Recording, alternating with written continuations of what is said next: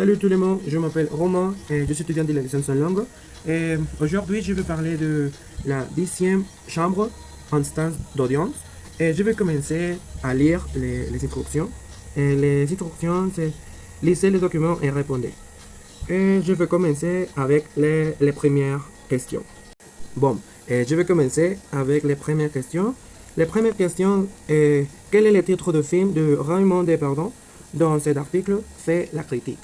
Et la réponse est 10e chambre, instance d'audience, parce que c'est la première phrase que l'auteur a écrit sur l'article, mais je pense que c'est la réponse. D'accord. Et la deuxième question est quel est le genre de ce film? Et c'est facile parce que l'auteur parlait de la vie des personnes qui attendent leur peine, de leur réaction et de leur mode de vie au sein de l'établissement pénitentiaire. Je pense que c'est la réponse. Et je vais continuer avec la question numéro 3. Bon, la question numéro 3, c'est où ce film a-t-il été tourné? Et la réponse est au tribunal correctionnel parce que c'est le lieu que l'auteur a étudié. Et je vais continuer avec la question numéro 4. Bon, et la question numéro 4, c'est vrai ou faux. Et choisissez les bonnes réponses et notez la phrase ou la partie du texte qui justifie votre réponse. Et la lettre A, c'est la suivante. Les manquements à la loi présentés dans ce film sont de petits délits. Et la réponse est vraie parce que ce sont petits délits, comme insulter à agent ou conduite en été d'ivresse ou mener tambour battant, etc.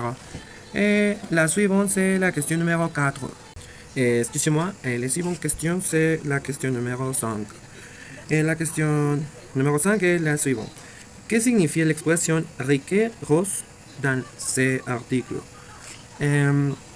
Cette expression fait référence à l'ampleur d'un problème dans l'établissement correctionnel. C'est l'expression. Et la question numéro 6, c'est la suivante. D'accord.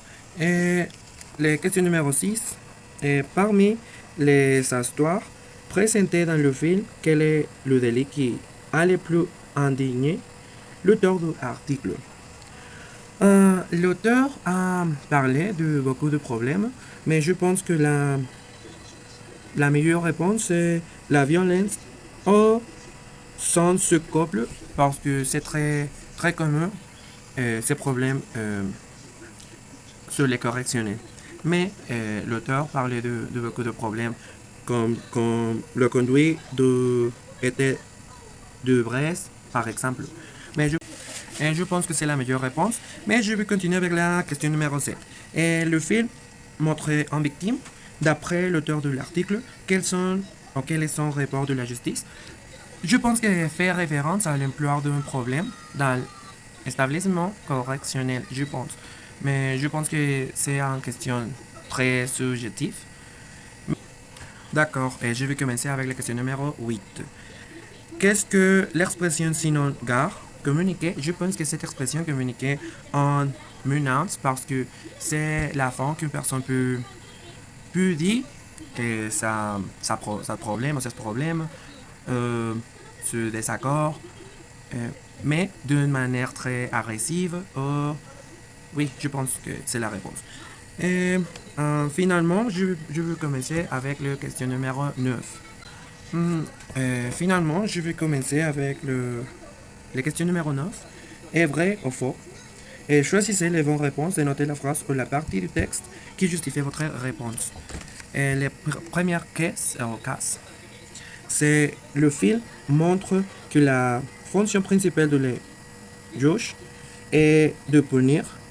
Et ma réponse est faux, parce que, excusez-moi, parce que le juge n'est chargé de punir que si nécessaire. Le juge demandait justice. Et si c'est nécessaire, le juge peut donner